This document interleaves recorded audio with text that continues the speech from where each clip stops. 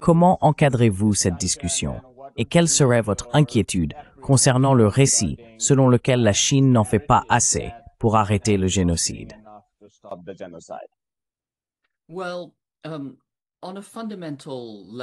Eh bien, fondamentalement, je dirais qu'aucun pays n'en fait assez. Nous sommes témoins d'un génocide diffusé en direct. Des enfants meurent de faim. Des gens sont tués chaque jour. Des journalistes sont assassinés pour avoir dit la vérité. Des parents sont tués parce qu'ils essayent de nourrir leurs enfants. Des médecins sont tués parce qu'ils tentent de sauver les blessés. Et toute la région subit une sorte de siège barbare et médiéval, conçu pour affamer tout le monde jusqu'à la mort, pour les anéantir. Et maintenant, il y a de nouvelles incursions militaires. Il est donc évident qu'il s'agit d'un génocide total et complet. Et dans ces circonstances, on peut affirmer que personne n'en fait assez, car c'est quelque chose qui ne peut et ne doit pas être toléré. La vraie question à se poser est la suivante. Si nous nous soucions réellement des Palestiniens, quelle est la chose la plus efficace à faire?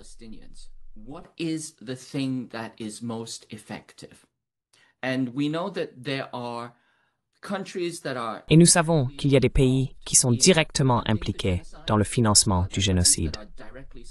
Il y a des pays qui fournissent directement des armes pour le génocide. Il y a des pays qui couvrent le génocide. Il y a des pays qui rejettent toute tentative au Conseil de sécurité de l'ONU de sanctionner Israël. Et nous savons qu'il y a des pays pour lesquels Israël est en réalité un proxy. Littéralement, ce n'est pas seulement une question d'analyse. Si vous pensez qu'il s'agit d'un génocide israélien, vous faites déjà fausse route. Il s'agit d'un génocide américain dont Israël est le sous-traitant, et cela permet aux États-Unis de bénéficier d'une certaine forme de déni plausible. Mais il s'agit en réalité d'un génocide impérial américain. Il suffit de regarder l'histoire. Alors que le reste du monde se décolonisait, une nouvelle puissance coloniale de peuplement a été créée en Palestine.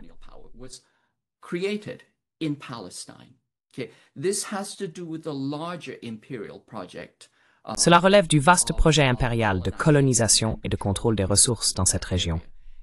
Si vous pensez qu'il s'agit spécifiquement d'Israël et du sionisme, vous faites déjà fausse route.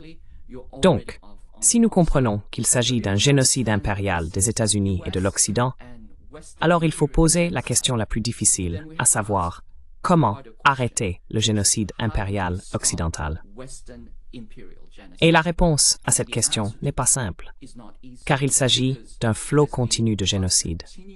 Nous devons donc nous demander, voulons-nous réellement aider les Palestiniens, ou essayons-nous de détourner et de diluer la responsabilité? Essayons-nous de diluer la culpabilité? Nous devons nous demander ce qui est efficace. Et si nous commençons à nous demander ce qui est efficace, alors il faut examiner la responsabilité politique. Il y a les puissances occidentales de peuplement qui sont directement impliquées dans le génocide, et ce sont ces cibles-là qu'il faut viser.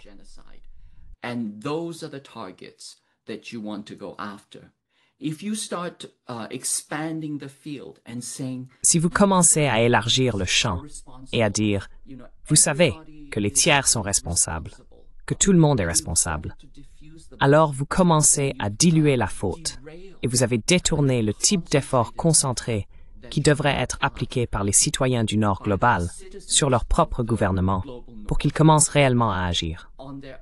Nous commençons à voir de grands mouvements populaires où les gens essayent de demander des comptes à leur gouvernement. Toutes les organisations auxquelles j'appartiens aux États-Unis mènent des actions directes contre notre propre gouvernement. Mais il y a un secteur de la gauche dite synthétique qui veut détourner l'attention. Et ils veulent dire, regardez, c'est tellement sans espoir.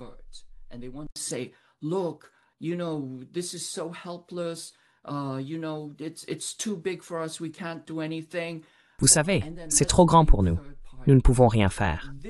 Et ensuite, on rejette la faute sur des tiers. Ce n'est pas une action politique.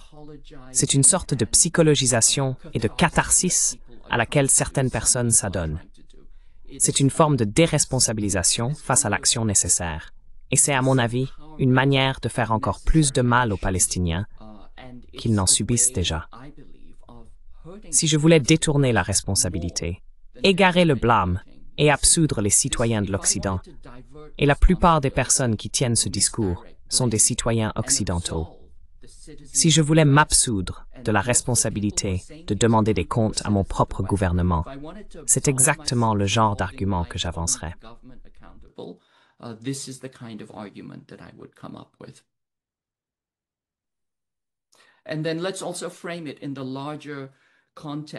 Et puis, plaçons cela dans un contexte plus large. Les États-Unis cherchent la guerre contre la Chine.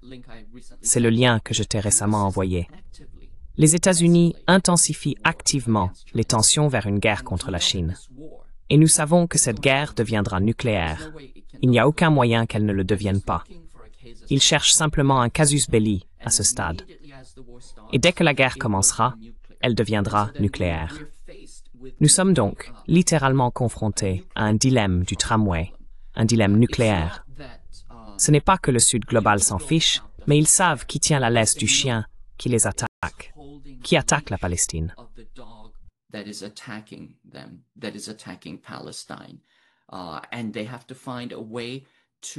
Et ils doivent trouver un moyen de désarmer la Palestine, le propriétaire, plutôt que de se concentrer sur la queue ou sur le chien d'attaque. C'est une mauvaise interprétation ou une incompréhension de la situation que de penser qu'il s'agit d'un problème israélien et que tout ce qu'il faut faire, c'est imposer des sanctions contre Israël. Cela ne fera pas la différence. Il faut arrêter les armes et il faut mettre fin au soutien politique et à la couverture politique que fournissent les nations qui permettent le génocide. Donc, je pense qu'il s'agit d'essayer d'être efficace et de vraiment se soucier de la véritable question, plutôt que d'essayer de renforcer une quelconque volonté de se dédouaner de la culpabilité occidentale. Je pense que c'est l'un des enjeux clés.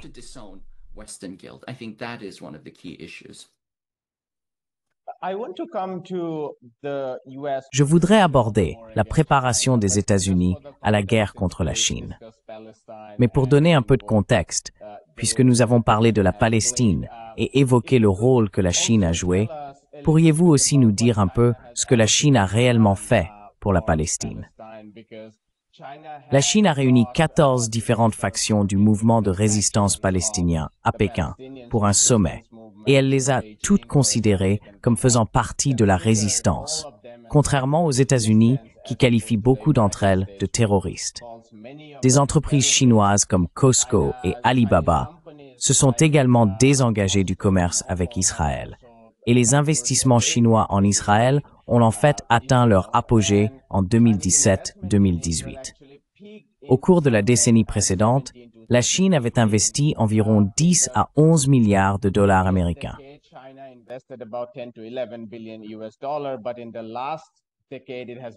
Mais au cours de la dernière décennie, cela n'a été que 2 à 3 milliards de dollars américains.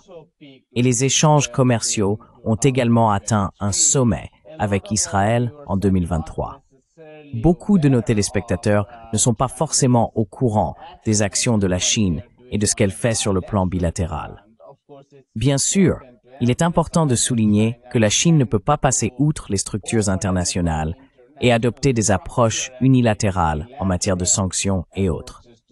Donc, pour résumer cette conversation, si vous pouviez également replacer dans son contexte ce que la Chine fait réellement en ce qui concerne sa relation avec Israël et la Palestine, ce serait utile, je pense.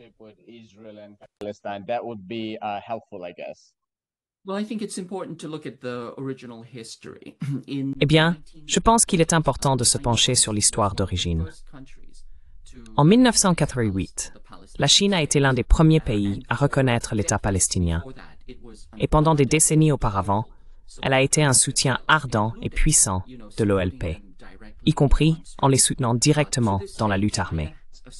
Jusqu'à aujourd'hui, la Chine a affirmé que les Palestiniens ont le droit à la résistance armée. Et comme vous le soulignez, elle a réuni les 14 factions des partis palestiniens. On ne peut rien faire si la politique interne est fracturée. Donc, la première étape consiste en réalité à rassembler les différents partis, ce que la Chine a fait. Nous savons aussi que la Chine a apporté son soutien à l'Iran. Nous savons que des entreprises chinoises ont soutenu le Yémen. Chinese companies have provided support to Yemen. In particular, they're using the Beidou targeting system. En particulier, ils utilisent le système de ciblage Beidou, une aide insignifiante. Et nous savons aussi que la raison pour laquelle beaucoup de gens ont commencé à comprendre ce que les Palestiniens vivaient réellement, c'est à cause de TikTok, qui appartient à une société mère chinoise. C'est pourquoi les Israéliens forcent TikTok. Ou, vous savez, c'est pourquoi les États-Unis forcent la vente de TikTok. Parce qu'ils considèrent TikTok comme un défi à leur contrôle sur la sphère de l'information, et en particulier sur Taïwan. Donc je pense qu'il y a plusieurs choses que la Chine fait, a fait et continue de faire. Différentes choses sont faites selon les circonstances. Mais regardons aussi la question du Qatar. Tout récemment, Israël a bombardé la direction palestinienne qui négociait la paix au Qatar. Leadership negotiating for peace in Qatar. Okay. And we know that the US greenlighted this. Et nous savons que les États-Unis ont donné leur feu vert à cela, car il est impossible qu'Israël ait pu envoyer des plateformes d'armement au Qatar, qui est essentiellement une base américaine. C'est une monarchie qui se fait passer pour un pays, mais qui sert en réalité de prétexte à la plus grande base américaine de la région. Ce sont les deux jumeaux maléfiques du Moyen-Orient, Israël et le Qatar. Et ils disposent d'un bon service de relations publiques. Cela s'appelle Al Jazeera. Ils mettent en avant la cause palestinienne, mais ils se concentrent toujours, comme je le souligne, sur le petit I, Israël, et non sur le grand I, l'impérialisme. Et donc, quand Israël bombarde le Qatar, on peut voir la nature de ce dispositif. Et que pourrait faire la Chine dans cette situation? Devrait-elle sanctionner le Qatar? Devrait-elle sanctionner les États-Unis? Should it sanction Qatar? Should it sanction the United States? Should it sanction all the other countries that enabled the Israelis? Faut-il sanctionner tous les autres pays qui ont permis l'attaque israélienne? Vous savez, ce sont des questions complexes. Ainsi, les Chinois essayent de naviguer prudemment dans un véritable champ de mines, qui est en réalité préparé pour une guerre mondiale. En fait, je dirais que nous sommes déjà dans les premières étapes de la Troisième Guerre mondiale. Et comme je l'ai dit, cette guerre va devenir nucléaire. Tout ce que je vois dans la doctrine et la politique indique que cela va devenir nucléaire. Et bien sûr, les génocidaires actuels sont les deux États voyous dotés de l'arme nucléaire, les États-Unis et Israël. On voit donc qu'il y a des enjeux et des risques énormes. Pour replacer cela dans son contexte historique, le génocide n'a rien de nouveau pour le peuple chinois. Genocide is nothing new to the Chinese people. During World War II, or from the Pendant la Seconde Guerre mondiale, ou du point de vue chinois, la guerre fasciste d'agression du Japon contre la Chine, ils ont perdu 35 millions de personnes. Cela représente 8 à 10% de leur population. Tout a commencé en 1931, lorsque le Japon a envahi la Mandchourie et créé un État esclave appelé Manchukuo, qui était dirigé et exploité par le travail forcé. Essentiellement, des millions de Chinois et de Coréens ont été détenus dans des camps de travail forcé et ont été littéralement épuisés jusqu'à la mort. C'est ainsi que s'est construite la machine de guerre industrielle japonaise qui leur a permis de dominer toute l'Asie. Mais même dans ces conditions, pourquoi les Chinois n'ont-ils pas libéré tous les Chinois détenus dans les camps de concentration?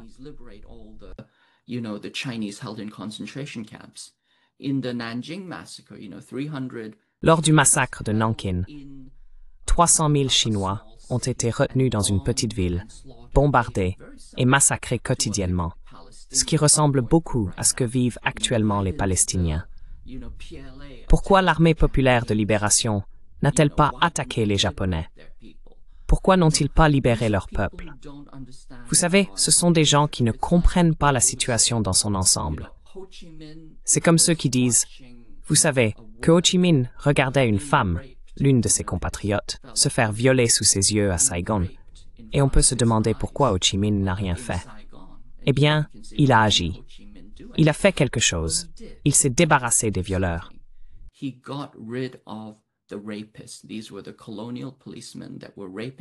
C'étaient les policiers coloniaux qui les violaient, et il les a expulsés de tout son pays. Mais il faut comprendre que ce n'est pas simplement à propos de cela. Il faut voir le tableau d'ensemble.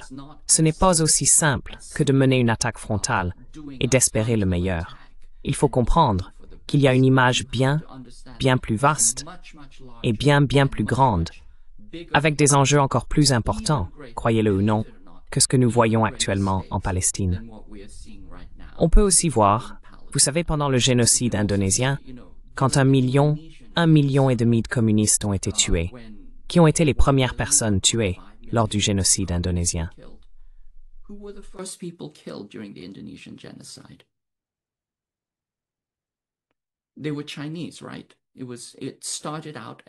Ils étaient chinois, n'est-ce pas? Cela a commencé comme un génocide chinois. Donc la Chine n'est pas étrangère au génocide. Et elle n'est pas non plus étrangère à la résistance contre cet empire hégémonique mondial qui est génocidaire dans son intention et sa pratique. Mais la question est, comment peut-on être efficace? Qu'est-ce qui est le plus efficace?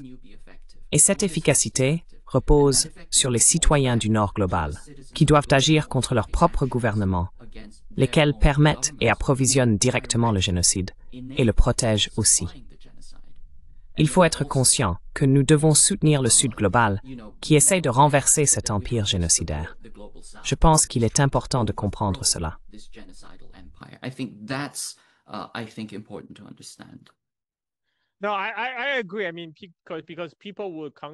Non, je suis d'accord. Je veux dire, parce que les gens feraient la comparaison, par exemple, entre la Chine actuelle et la guerre froide, lorsque l'Union soviétique apportait un soutien logistique et militaire plus important. Et même en comparant la Chine d'aujourd'hui à la Chine de l'époque de Mao, car la Chine maoïste fournissait effectivement des armes et de la formation aux groupes de résistance palestiniens. La Chine est restée assez constante dans sa politique de non-ingérence depuis 40 ans. Je comprends que certains soient frustrés que la Chine n'agisse pas comme l'Union soviétique pendant la guerre froide. Mais l'objectif de la Chine n'a jamais été de renverser l'ordre américain. C'est une idée qui existe dans l'esprit de l'élite de Washington, car la Chine essaie de fonctionner à l'intérieur de l'ordre international établi.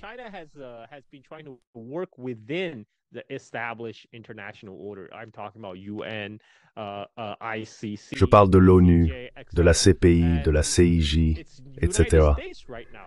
C'est actuellement les États-Unis qui rejettent ces institutions internationales qu'ils ont eux-mêmes contribué à créer après la Seconde Guerre mondiale, parce qu'ils se sentent de plus en plus contraints par ces institutions et conventions internationales, alors que la Chine et la Russie essayent de les défendre, la Charte des Nations Unies, et ainsi de suite.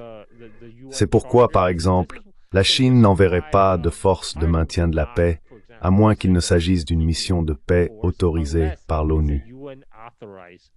Le canal privilégié de la Chine pour gérer les conflits internationaux passe par l'ONU, par le Conseil de sécurité de l'ONU. Et je comprends parfaitement pourquoi il y a certaines critiques, notamment à gauche, sur le fait que la Chine n'en ait pas fait davantage.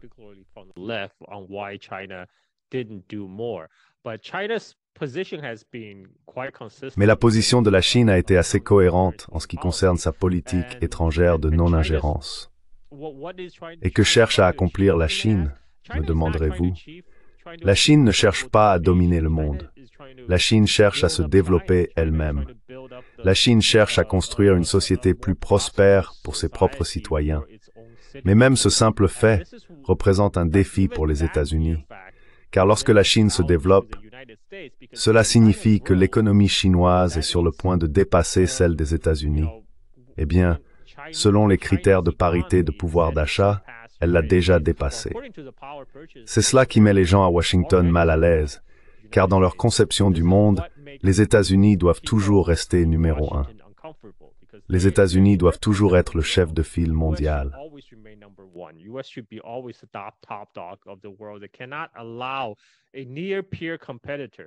Ils ne peuvent pas permettre à un concurrent quasi égal de remettre en cause la position des États-Unis.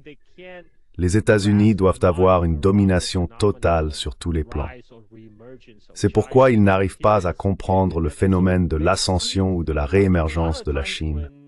Ainsi, très souvent, lorsque l'Occident parle de la Chine, il s'agit d'une pure projection. Ils projettent sur la Chine leur propre mentalité de jeu à somme nulle. Ils accusent la Chine de vouloir devenir l'hégémon mondial, de vouloir remplacer les États-Unis. Ils accusent la Chine d'être une nouvelle puissance impériale, de pratiquer le néo-impérialisme dans le Sud global, ce qui est très ironique venant de l'Occident. Mais encore une fois, ce n'est pas ce que la Chine cherche à faire. La Chine ne cherche pas à agir comme un empire. La Chine cherche simplement à agir comme un État-nation responsable pour le bien-être de ses propres citoyens.